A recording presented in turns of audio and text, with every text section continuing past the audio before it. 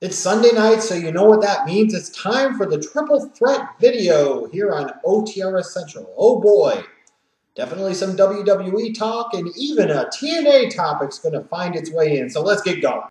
So coming up Monday night, immediately after Raw, on the WWE Network, will be an episode of Stone Cold Steve Austin's podcast with his special guest, the chairman of the board, the CEO of the WWE, Vincent K. McMahon.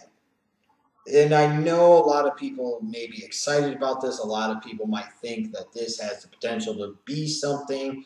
They're expecting Austin, of all people, to be the one to get more out of McMahon, to be able to challenge McMahon on things more than maybe anybody else can. You're thinking it's Austin, it's McMahon. Usually magic happens when the two of them are together. And I just get this overwhelming sense that this is going to be an incredible disappointment. Look, first of all, this is appearing on the WWE Network, and the company is desperate to get this WWE Network to work. I highly doubt they're going to allow something to air on their WWE Network that is going to be overly and somewhat totally critical of them. Furthermore, I just get this sense that a lot of people are going to expect Austin to ask some really, really tough, hard-hitting questions that deserve to be answered, areas within the company where Vince deserves to be challenged, and I just think people are ultimately going to get disappointed. What I think is going to happen is you'll hear maybe 2 or 3 somewhat semi-hard-hitting questions, and then perhaps a lot of frivolous filler fluff. And it's sad, because WWE, from a United States standpoint, is the show in town when it comes to sports entertainment and professional wrestling. This company shouldn't have nearly the fear about things that they do, and in fact, if they were more open and embracing of their current plight, if you will, and willing to listen and willing to be challenged and be able to answer those challenges and try to improve, maybe the company would be in a better position. But again, I just think that a lot of people are going to have these unrealistic expectations about this podcast and sit there and say, oh my God, this was Austin. Oh my God, this was this. Oh my God, what's Vince going to say about CM Punk's appearance on Colt Cabana's podcast and all of this and all of that. And I just feel like you're going to get a lot of watered down, a lot of corporate bullshit, a lot of safe kind of middle of the road answers, and you're ultimately going to get disappointed. And that's the problem with the WWE today, is that nobody can really stand up and say anything. Nobody's being challenged. Nobody's questioning Vince, no matter what they try to tell you, because it shows in the state of the company and the direction of the current product. There are a lot of things in the WWE that deserve to be questioned right now. Vince McMahon deserves to be taken to task for so many things that the company is doing right now. And I think a lot of fans are going to look at this podcast appearance Monday night and think this is finally the opportunity where it's going to all finally happen. And they're going to expect Austin to open up a can of the ass whip in his interviewing of Vince. And I think you all are going to be ultimately extremely disappointed. I talked about before in a video about TNA's new television deal and how it might lead them to be only number 3 in terms of U.S. wrestling companies, in terms of television viewership. And if you don't understand how that happens, you need to do your research. However, with that said, I've talked about the fact that maybe this TV deal really isn't that much to celebrate. It really isn't that much of a good thing. And yeah, it keeps the company open, and that's a positive, but how much of a positive is it really? I will say that there is something positive here for TNA, and maybe this is me being more optimistic than you might have envisioned or anticipated, and that is with this new television deal that the company doesn't have to do things the way they used to do them. Because frankly, if you're TNA and you look at the things you've done in recent years, you have to say a lot of them largely didn't work. And as a result, that's why you end up finding yourself on a network like Destination America with a long-term TV deal. But that's a good thing, potentially, because you can sit there and revisit every single thing that you do. You've got time to plan out a direction for the next 6 months to a year before you ever even have to go live on air. You have a chance to rethink your commentary team, which it sounds like you're already doing with having Josh Matthews take over for Mike Tenay. Huge added bonus. Now just get rid of Taz. You have a chance to rethink your creative direction, who you want to feature, how you want to structure your shows, how you want to present your shows. The chances and possibilities for TNA are endless here. And the reason I say that is because they no longer have to sit there and say, hey, You know what? If we go from a 1.0 to a 0.9 this year, this week, the sky is falling, the sky is falling. Well, you ain't going to know that type of rating anytime soon. You're going to be closer to drawing numbers like ROH did on HDNet than what Impact Wrestling TNA did on Spike TV.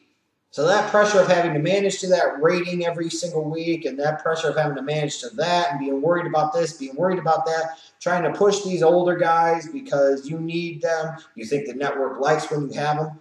All of these different things that were such big problems for TNA for so long are no longer really a factor. They shouldn't be a consideration because they don't have the luxury for them to be a consideration. This is a real chance for TNA to revisit who they are and examine where they're going and where they want to go and who they want to be long term. And at least from a product standpoint, I think that is exciting. I think that bears a lot of potential for growth and improvement in the TNA product. I really, truly do. And maybe that's me being optimistic, maybe more optimistic than I should be, maybe more optimistic surely than a lot of you envision. But I think there's a lot of possibilities here. Does that mean that TNA is going to be a booming product? Does that mean TNA is going to kick ass in the ratings of Destination America? Probably fuck not. Probably never going to happen there. But in terms of enjoyment and the ability to get behind the TNA product and invest emotionally in the TNA product, I think that has the chance to increase exponentially because this is a real legitimate chance for TNA to right a lot of previous wrongs, saying we don't have to worry about Spike TV anymore, we don't have to worry about trying to compete with this or that, we just worry about being us and doing our thing, establishing our identity and being counterculture to everything else that's out there. Focusing on this, focusing on that, focusing on develop young talent, focusing on making sure that everybody on our show has a purpose and has a reason. All of these different things, going about trying to put out the best possible show they can. I think from a fan standpoint that that's the biggest encouraging thing for TNA with Destination America. There are a lot of possibilities and potentially a lot of good ones, and I hope TNA really seizes upon this opportunity to make sure those good things happen. A new day's coming. A new day's coming. Oh, shit.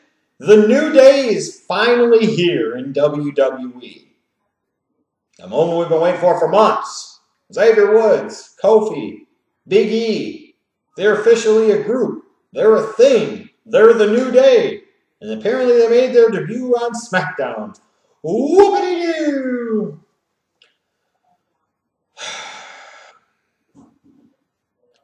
I had a feeling WWE was going to go in this direction.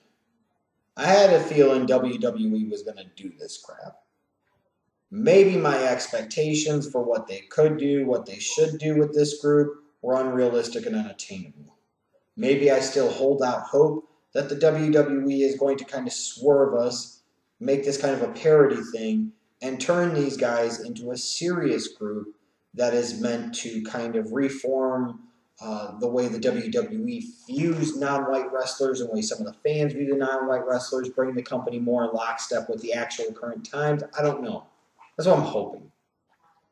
Because boy, oh boy, I look at this group right now, and they look like a black babyface version of 3MB. That's exactly how the fuck I'm going to call it. That's exactly how I'm going to see it. This is so ridiculous, WWE. You know, not every black man in the world sits there and listens to hip-hop. Not every black man in the world sits there and dances like that, or is always so happy and excited like you always seem to want to make them out to be. You know, at a time where you still try to market yourself somewhat as a sport and you center yourself in part around the in-ring action, the athletic components of your form of entertainment, and you're doing that in a country where the black athlete largely dominates football and basketball, and we turn and we see the WWE largely dominated by the non-black athlete, the white athlete specifically, it affects the way your form of entertainment is viewed.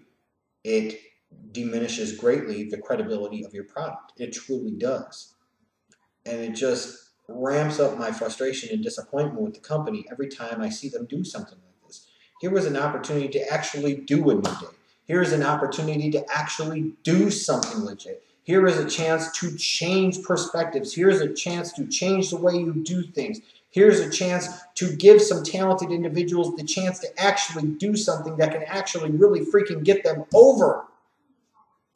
And instead you've got them in matching get-ups and they're all happy and they're dancing and all this other garbage bullshit. When it comes to this type of crap with the WWE, it's not a new day. It feels just like all the old fucking days. And it's frustrating and it's disappointing. And it's nothing more than bullshit. Now let me know what you think. What do you expect out of Vince's appearance on Austin's podcast? What do you expect out of the New Day? What are your thoughts on the New Day? And what do you think about the possibilities for TNA with their new TV deal? Not so much from a financial standpoint, but from an on-screen, in-ring product standpoint. Let me know down below.